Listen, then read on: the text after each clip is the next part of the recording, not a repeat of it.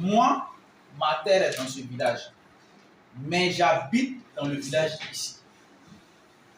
Pour faire le papier de ma terre là, je dois me rendre sur la commission foncière villageoise de ce village.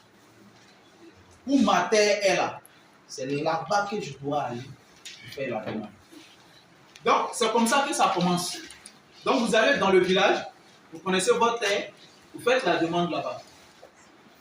Si c'est la demande individuelle, la CNIV que je dois légaliser, la demande que je dois remplir, et tout est bien rempli. Et puis la commission va prendre ça maintenant pour amener ça chez le service foncier rural. Vous voyez, donc le service foncier rural va contrôler le dossier une deuxième fois. Vous voyez ça au niveau de la recette de la recette des domaines de la publicité foncière, qui lui à son tour va amener ça au niveau du cadastre. Si eux disent que c'est OK, le receveur des domaines de la publicité foncière va mettre avis favorable. Donc vous pouvez poursuivre votre. Ça revient à la mairie maintenant. Quand ça revient à la mairie, on fait ce qu'on appelle l'avis au public pendant 45 jours. Pour que, s'il y a des oppositions, ils viennent se plaindre auprès de la commission foncière villageoise.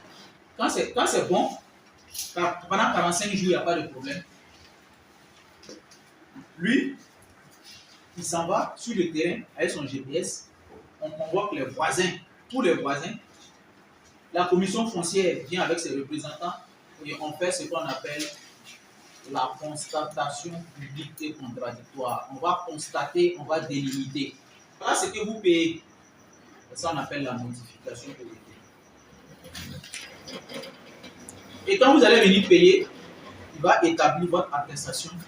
Il va envoyer ça chez le maire ou bien le PDS. Actuellement, c'est le PDS. Le PDS va signer et vous venez récupérer. Et lui, il garde une copie. Il va enregistrer dans le registre de possession foncière. Vous avez votre document. C'est fini.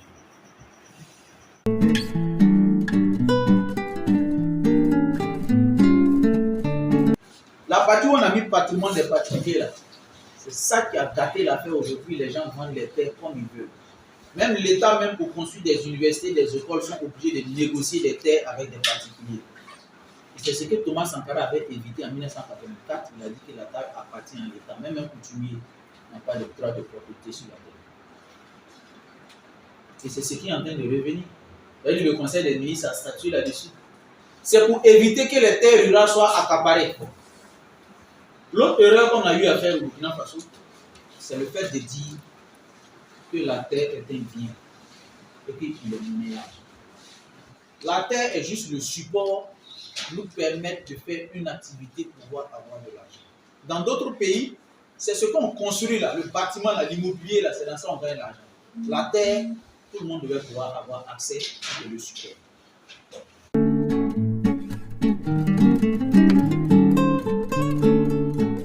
Ce n'est qu'un début.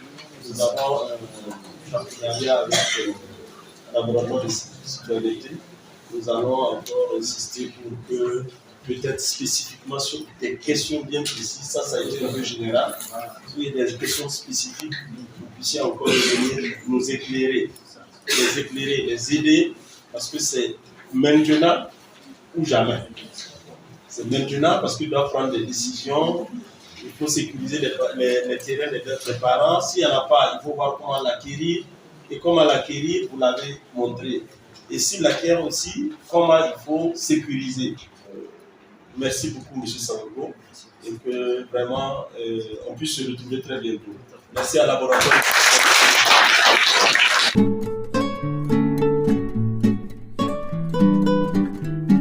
Je prends la parole au nom de l'ensemble de mes camarades pour dire un grand merci à M. Sawaro pour toutes ces informations que nous avons reçues ce matin.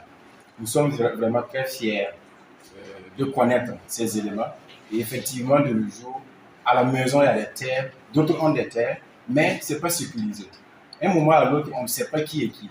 Et étant donné que c'est des terrains familiales, si on n'arrive pas à les sécuriser, à un moment donné, on va vouloir exploiter, mais ça serait un peu compliqué.